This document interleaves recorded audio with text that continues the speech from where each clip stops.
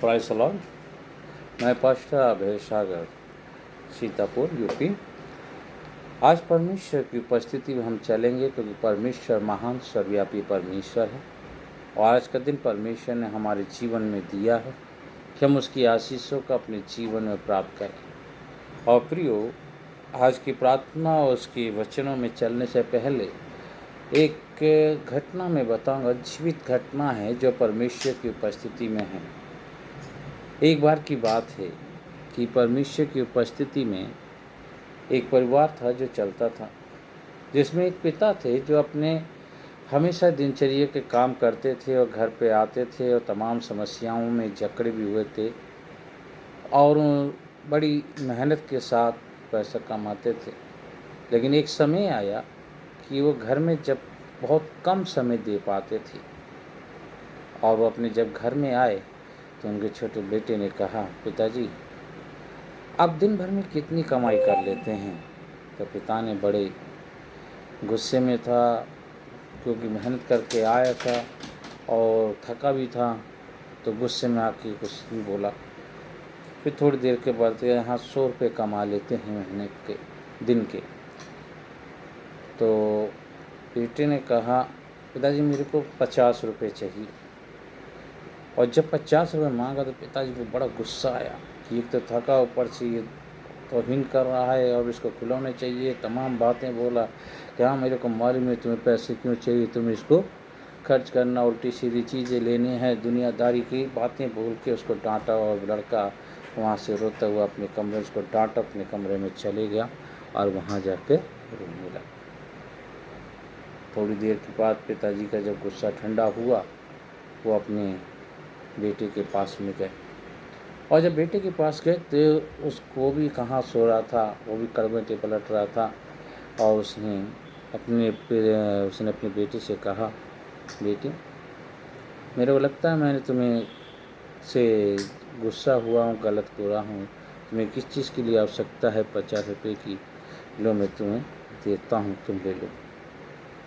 लेकिन जब उसने पैसा दिया उसको, लड़के को, तो लड़के ने क्या किया, उसने 50 रुपये लिया और ले जाकर अपने पास, उसके पास गुल्लक थी, गुल्लक को लिया और लेके आया और उसको तोड़ा। और पिताजी को फिर गुस्सा आया कि तुम्हारे पास पैसे था तो तुमने मुझसे पैसा क्यों मांगा।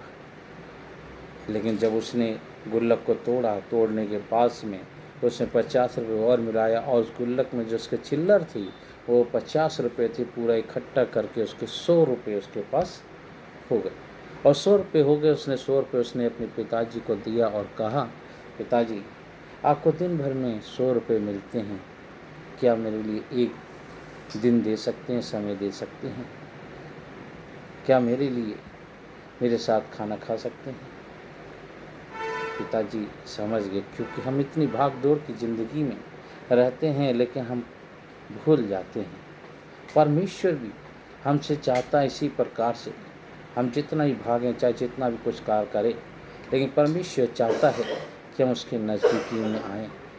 और जब नज़दीकी में आते हैं, उससे मांगते हैं प्रियो, तो प्रभु की आशीषों को हम अपने जीवन में प्राप्त करते हैं। क्यों? परमेश्वर महान और सर्वव्यापी और सर्वज्ञानी परमेश्वर है।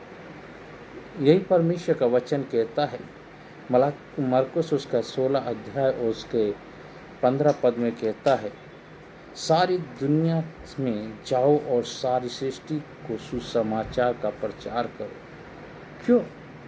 क्योंकि हमें परमेश्वर के सारे लोगों को परमेश्वर का संदेश देना है। ये परमेश्वर का महान आदेश है, जो परमेश्वर की एक बुलाहट है। कहाँ से बुलाहट है? ये स्वर्ग से बुलाहट है कि हमें परमेश्वर के नज़दीकी में जाना है और परमेश्वर की उपस्थिति में उस स्वर्ग के राज के लिए उनको बुलाना है। दूसरा परमेश्वर का वचन कहता है, लूका उसका 16 अध्याय और उसका 27 से लेकर 28 पद में लिखा है, हे पिता मैं आपसे विनती करता हूँ कि तुम उसे मेरे पिता के घर भेजे, क्योंकि मेरे पास 5 भाई हैं और वह उन्हें गवाही दे, कहीं वो भी इस पीड़ा की जगह में ना आ जाए। ये पुकार है, कहाँ की पुकार? ये नरक से पुकार रहा है व्यक्ति। कि वो धनी व्यक्ति है, वो पुकार रहा है कि मेरे पिता के पास भेज दे, अब्राहम से कह रहा है, क्योंकि उसके 5 भाई और हैं। वो धर्मशास्त्र की नहीं सुन रहे, संसारिक तरीके में चल रहे हैं, लेकिन वो नरक से पुकार रहा है कि मेरे और 5 भाई बच जाएं।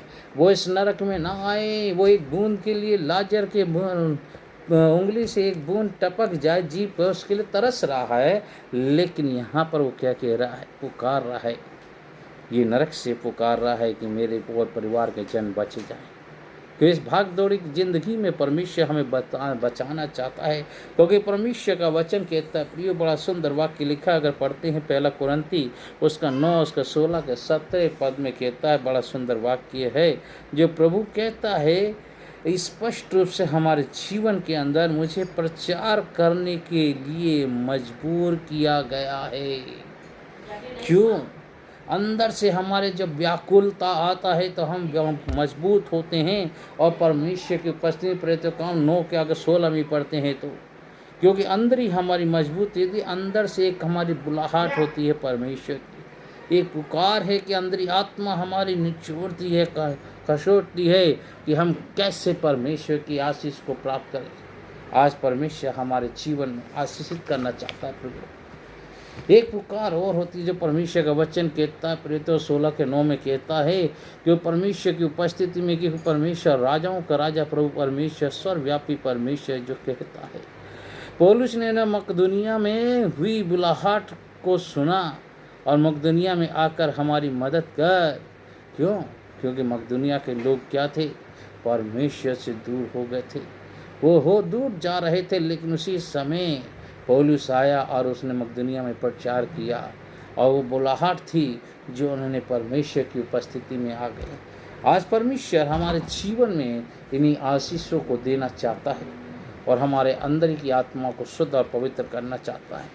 तो ये परमेश्वर का महान आदेश है कि मत्ती उसके 28 के 19 से 20 में लिखा है कि स्वर्ग और पृथ्वी का सारा अधिकार किसको दिया गया? परमेश्वर ने मुझे दिया है, क्योंकि परमेश्वर ने हमें सबको दिया, वो अधिकार दिया है। अधिकार है कि हमारे जितने भी लोग हैं उन सबको क्या है, परमेश्वर का सुसमाचार प्रचार करना है और चेले बनाना है प्रभु यीशु मसीह, और प्रभु की आशीषों को हम अपने जीवन में प्राप्त करें, क्योंकि परमेश्वर आशीष का स्रोता है। वो सुसमाचार को हमें बांटना है, जो यूहन्ना 4 उसके 21 से लेकर अगर 38 पद में पढ़ते हैं तो वो परमेश्वर का सुसमाचार है जो हमें बांटने की आवश्यकता है। जब तक हम इस समाचार को नहीं बांटेंगे, प्रभु की वो आशीषों से हम बहुत वंचित हो जाते हैं। लेकिन 1 कुरिन्ती और उसका परमेश्वर 9 और उसका 16 से 17 में कहता है, क्योंकि परमेश्वर उन लोगों तक जो परमेश्वर से बहुत दूर हैं, उन सब जगह परमेश्वर अपने वचन को पहुंचाना चाहता है। उन लोगों के बीच में परमेश्वर की उपस्थिति में जब आते हैं, परमेश्वर हमारे जीवन को बदलना चाहता है, क्योंकि हमारे अंदर ही आत्मा जो बिल्कुल सुसमाचार से बिल्कुल परे हो गए हैं प्रियो, आज परमेश्वर के वचन के द्वारा हम आशीषित हों। क्योंकि परमेश्वर का वचन कहता है, रोमी 8 के 9 से 11 पद में भी परमेश्वर कहता है कि सुसमाचार को कैसे बताएं, क्योंकि सुसमाचार को बताने के तरीके बहुत से लोग के पास हैं, लेकिन ये सुसमाचार हम परमेश्वर की इच्छा के अनुसार जब कार्य करते हैं तो परमेश्वर हमारे जीवन को बदल देता है, हमारे जीवन में परिवर्तन लाता है, हमारे अंदर ही तमाम अंधकार की चीज़ों को दूर करता है, क्योंकि परमेश्वर आशीष का सोता है। आइए हम प्रार्थना करें और परमेश्वर से मांगें। प्रभु जी, आपका धन्यवाद देते हैं, आपने सुंदर समय दिया, बेहमल अवसर दिया, फिर से एक मौका दिया कि अजीज भाइयों बहनों से और बच्चों से बुजुर्गों से मिलने में संगति करने का अवसर दिया, उसका धन्यवाद देते हैं। आज के वचन के द्वारा प्रभु जी आप आशीष कीजिए, मार्गदर्शन कीजिए, जिससे तेरी महिमा करते हुए आगे बढ़ सके। तमाम अंधकार की चीज़ों से प्रभु जी आप छुटकारा प्रदान कीजिए, जिससे तेरी महिमा करते हुए आगे बढ़ सके। प्रभु जो बीमारी व्यवस्था में है, जो कष्ट में, उन्हें छुटकारा दे, जो नाना प्रकार की उलझन में, उनको प्रभु जी आप चंगाई प्रदान कीजिए, स्वस्थ कीजिए। आज की इस प्रार्थना के द्वारा प्रभु जी प्रत्येक के जीवन तेरी आशीष आने पाए, अपनी बुद्धि और ज्ञान से परिपूर्ण कीजिए, मार्गदर्शन कीजिए। हर बात में धन्यवाद देते हुए खुदा प्रभु यीशु ख्रिस्त के नाम से मांगते हैं, आमीन आमीन।